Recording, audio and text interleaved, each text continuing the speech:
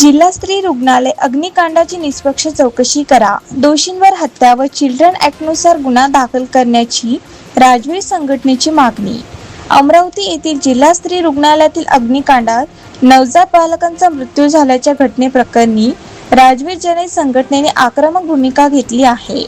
या प्रकरणाची निष्पक्ष चौकशी करून रुग्णालय प्रशासनासह घटनेला जबाबदार असलेल्या अधिकारी व कर्मचाऱ्यांवर कठोर कारवाई करावी.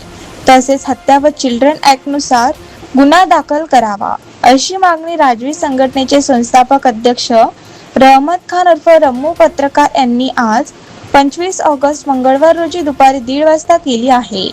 राजवीर जनहित संघटनेच्या वतीने जिल्हाधिकाऱ्यांच्या माध्यमातून महाराष्ट्राच्या आरोग्य मंत्र्यांना निवेदन देण्यात आले. यावेळी जिल्हाधिकाऱ्यांसोबत राजवीर संघटनेच्या पदाधिकाऱ्यांनी जिल्हा स्त्री रुग्णालयाची पाहणी केली.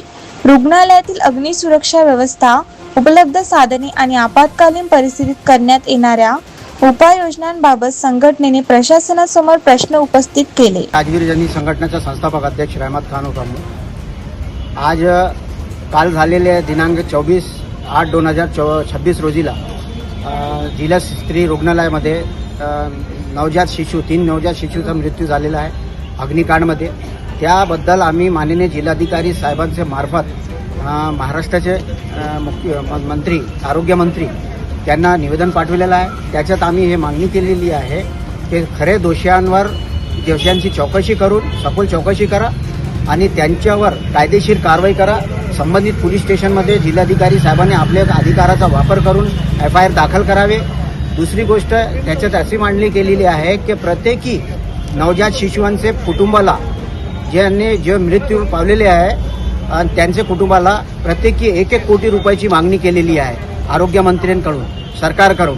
दुसरी विषय असा आहे की ज्यांना दुखापत झालेला गंभीर त्या चिमुकल्यांना तुम्ही 5-5 लाख रुपये प्रत्येकी उपचारासाठी देण्यात यावी. तसेच अधीक्षक, जिल्हा स्त्री रुग्णालयाचे अधीक्षक आणि संबंधित कर्मचारी जे आहे त्यांच्यावर फौजदारी कारवाई करण्यात यावी. मुद्दा असा आहे की आम्ही याच्यात मुद्दे मांडलेले आहे. घटनेच्या वेळी फायर एक्स्टिंग्विशन कुठे होते. दुसरा मुद्दा असा आहे, आगीच्या वेळी थोडक्यात पसरत असलेले पहिले आगीवर फायर एक्स्टिंग्विशनमुळे थांबविण्याचे प्रयत्न का केले नाही. स्मोक अलार्म, फायर अलार्म हे वाजल्यावरही आगीवर नियंत्रण का करण्यात आले नाही. ड्युटीवर कार्यरत कर्मचाऱ्यांनी वेळ असताना त्वरित आगीवर नियंत्रण का केले नाही. या ठिकाणी स्मोक अलार्म किंवा फायर अलार्म सुरक्षेच्या दृष्टीने नसेल. या अग्निकांडाचा जबाबदार कोण.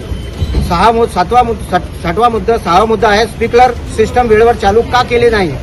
जर हे सगळे साहित्य रुग्णालयात नाही तर याची जबाबदारी कोणाची.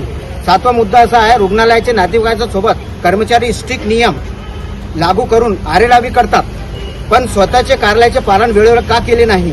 अनेक वेळी असेच प्रकारच्या रुग्णालयामध्ये घटना घडलेली आहे. त्या प्रकरणाची सखोल चौकशी करण्यात यावी. कारण प्रशासन या अगोदर जे घटना घडलेली आहे त्या घटनेची दखल घेऊन आता अलर्ट का नाही झाले.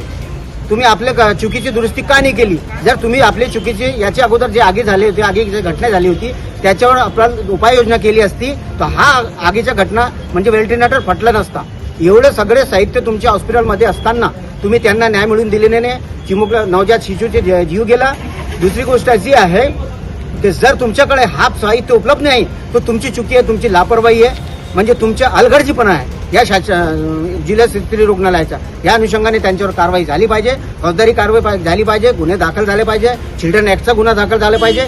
प्रत्येकी कुटुंबाचे मृत्यूमुखीचे जे कुटुंब आहे त्यांना 1-1 कोटी रुपये प्रत्येकी मिळाले पाहिजे आणि उपचारासाठी 5-5 लाख दुखापत जे झालेले ज्यांचा उपचार चालू आहे त्या चिमुकल्यासाठी अशी मागणी करून आम्ही राजवीर संघटनेच्या वतीने सरकारचे आरोग्यमंत्री यांना निवेदन दिलेले आहे. जिल्हाधिकारीच्या मार्फत आणि जिल्हाधिकारी साहेबांना विनंती केली आहे की तुमच्या अधिकाराचा वापर करून ह्या संबंधित पोलीस स्टेशनमध्ये याचा गुन्हा दाखल करावा, शासनानं शिफारिश करा. आणि दुसरी गोष्ट अशी आहे की ह्या सर्व प्रकरणावर संबंधित जनप्रतिनिधी मौन का, गप्प का बसलेले आहेत. त्यांनी पुढे यावे आणि मृत्युमुखी परिवाराला न्याय मिळवून देण्यात यावे हे सांगण्यात.